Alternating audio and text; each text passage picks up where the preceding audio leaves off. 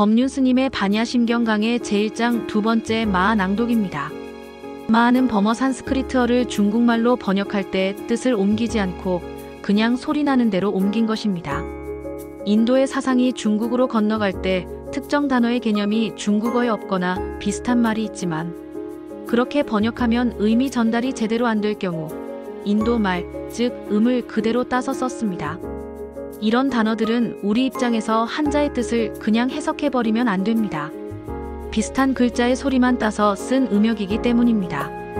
이렇듯 문명 수준이 비슷하거나 높은 곳에서 낮은 곳으로 발전, 전개될 때 그 개념을 정확히 옮길 단어가 없으면 음을 그대로 따서 쓰는 음역이 많았습니다. 글자의 뜻은 아무 관련이 없고 비슷한 발음의 글자를 따서 적기 때문입니다. 그럼 마하는 범어에서 무슨 뜻일까요? 크다는 뜻입니다. 크다는 뜻이면 큰 대자, 자를 쓰면 되지 않을까요? 그렇지 않습니다.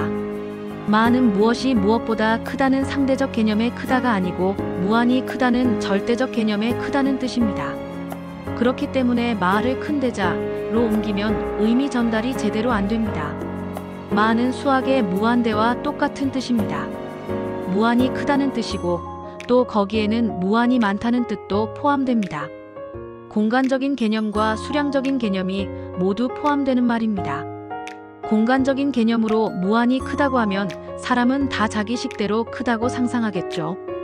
여기서 무한하다는 것은 그 어떤 상상력도 따치지 못하는 무한히 큰 것을 의미합니다.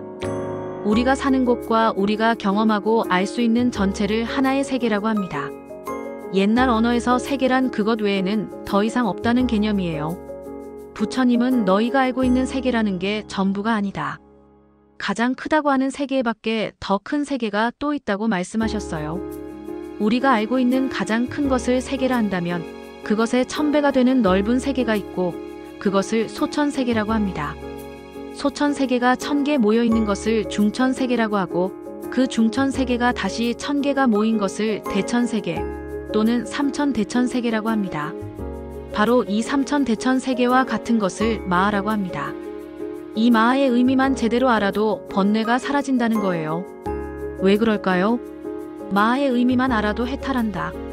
무한한 우주 속에서는 지구도 하나의 티끌에 불과하고 이 무한한 시간 속에서는 지구의 수명이라는 45억 년도 찰나에 불과합니다.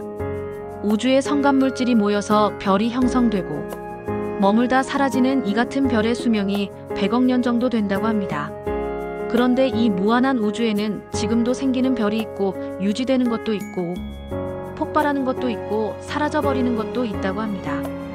꼭 밤하늘의 폭죽놀이와 비슷합니다.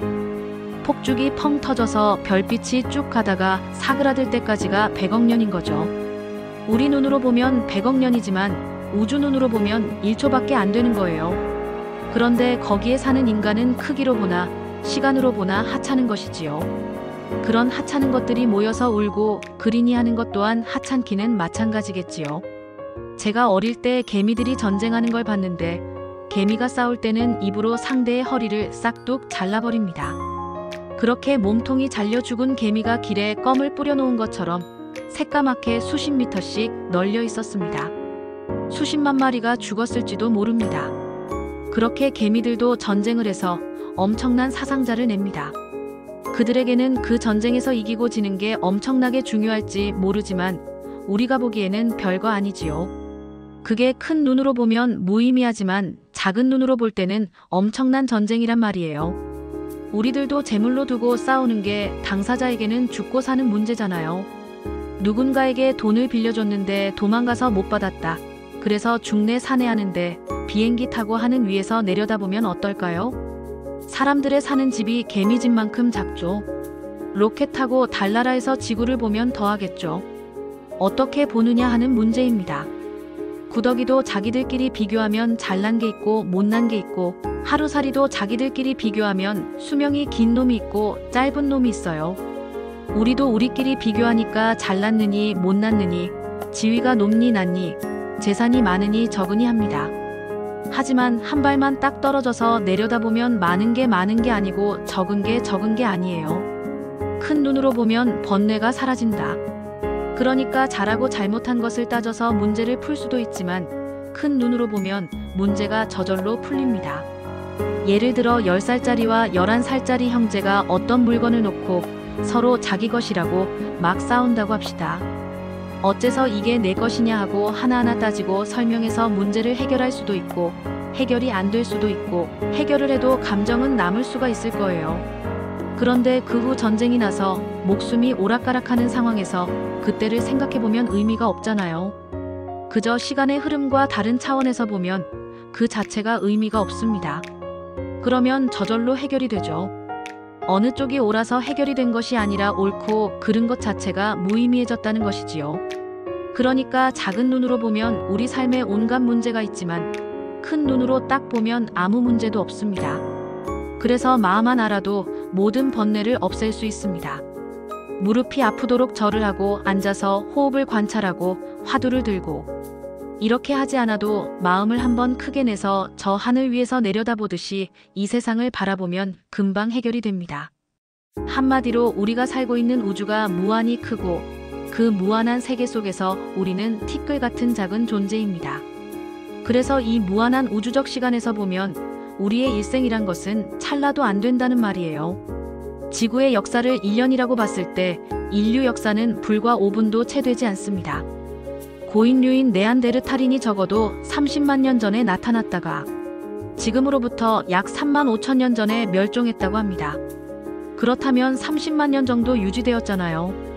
현생 인류가 다 죽는다 하더라도 현생 인류는 출현한 지 겨우 15만 년밖에 안 되는 거예요. 그러니까 빙하기를 거듭하면서 죽고 또 새로 발생했다 다시 또 죽고 또다시 새로운 인간이 출현한다 해서 지구가 망하는 건 아니에요. 크게 보면 번뇌가 아니라는 겁니다.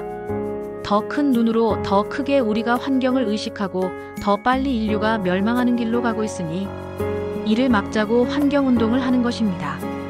멸망의 길로 가면서 우리가 고통을 받게 되니까 이러한 괴로움에서 벗어나 자기도 행복하고 남도 행복하게 하려면 어리석음에서 벗어나 큰 눈으로 보아야 합니다. 자, 마는 한량없이 크다는 것을 살펴보았습니다. 그런데 이런 우주만 한량이 없이 클까요? 우리 마음도 한량이 없이 크고 넓습니다. 우리가 마음을 딱 하나 넓혀서 큰 마음을 내면 이후 주가 삼라만상이 삼천대천세계가 이 마음 안에 쏙 들어와도 마음 어디에 놓았는지 흔적도 보이지 않는다고 해요. 마음이 그만큼 넓다는 말입니다. 번뇌를 분석하고 절을 하고 참회를 해야만 수행을 하는 게 아니에요. 큰 눈으로 한 발 떨어져서 세상을 보면 달리 수행할 것도 없어요. 왜 그럴까요? 본래 아무 문제도 없으니까요. 괜히 낮잠 잘 자다가 잠꼬대하는 것과 같은 게 번뇌예요. 잠을 깨면 본래부터 아무 문제도 없는 것입니다. 공연히 나 혼자 온갖 번뇌를 일으켜 마치 큰일이라도 일어난 것처럼 난리법석을 피웠던 겁니다. 누에가 자기 입에서 뽑아낸 실로 고치를 만들고 그 안에 갇혀서 번뇌에 묶였다고 이기 싫다는 것과 같아요. 고치를 뚫고 나오면 나비가 되어 헐헐 날 수 있습니다. 그처럼 내가 지은 생각의 울타리를 과감하게 차고 나오면 나는 이미 대자유인인 것입니다. 오늘 여러분이 크게 마음을 내면 이 세상에는 괴로울 일이 없습니다. 이 세상에서 벌어지는 온갖 일들은 잘 되고 잘못된 것이 본래 없습니다. 좋아요, 구독은 보시입니다.